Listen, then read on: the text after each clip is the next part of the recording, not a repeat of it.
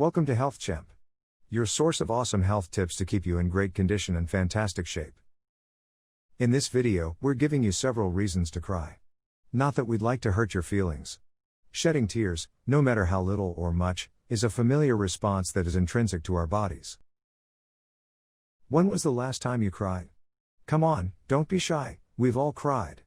We were all once babies and all babies cry.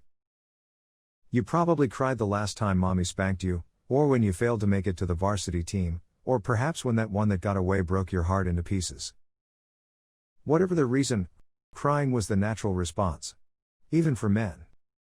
A study conducted by one of Netherlands' premier universities showed that men cry less per month than women do.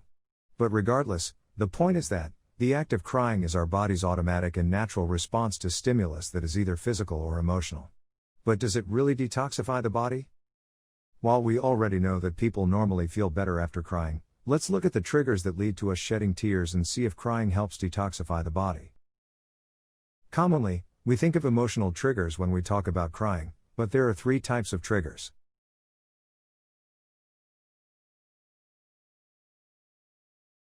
Basal tears. This is what's perennially on our eyes.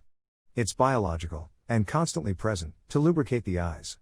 Imagine rolling dry eyes. Basal tears are triggered automatically and they don't fall as teardrops. Reflex tears. These are formed when our eyes need to flush away irritants like dust. For example, we get teary-eyed when slicing onions, because of the chemical agent syn-propanethyl S-oxide. This is the strong-smelling chemical released by onions that irritate the eyes and trigger the formation of tears. According to the American Academy of Ophthalmology, reflex tears are produced by the lacrimal glands with antibodies and in larger quantities. They fall as teardrops. Emotional tears. Joy and sadness both trigger emotional tears, but we most often picture and associate frustration, fear, anxiety, and other negative emotions with crying. Medical researchers all around the world suggest that emotional tears may carry elements not present in basal and reflex tears. Emotional tears contain higher levels of adrenocorticotropic hormone, which regulates cortisol, the stress hormone. Emotional tears also contain prolactin and leucine-enkephalin, of which the latter is our body's intrinsic biological painkiller.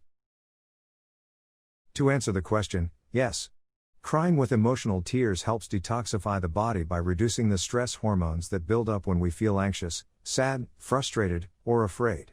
While scientists and medical researchers are uncertain about the range and level of its effectiveness in detoxifying the body, crying has irrefutable health benefits, regardless of the type of tear you are shedding.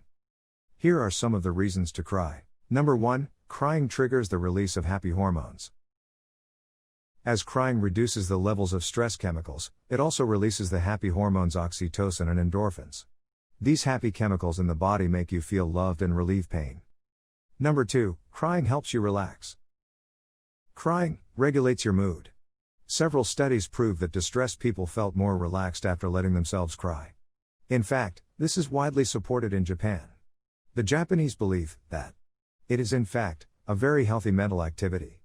They believe in this so strongly that they have formed crying clubs called rui-katsu, which translates to tear-shedding activity.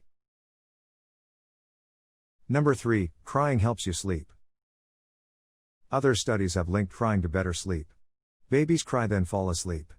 Do you remember when you cried yourself to sleep because of a painful experience? While crying has many health benefits, as with all things, excessiveness is not advisable. In a research conducted by Dr. William H. Frey in the early 80s, he found that, on average, women cry a little over 5 times per month, and men cry a little over once every month. If you cry more than this much, or if you find yourself engaged in several crying episodes in a day over long periods of time, then that is excessive crying. This is not normal, and may be linked to depression, or chronic grief, which needs to be addressed with therapy immediately. But even then, crying is an outlet of pain you should not suppress. Tears were designed to flush out what doesn't belong to your body. Whether it's negative emotions, or physical foreign objects like dust. So, next time you feel like your eyes need to let out some sweat, just let it flow, knowing it helps your body cope and overcome stress.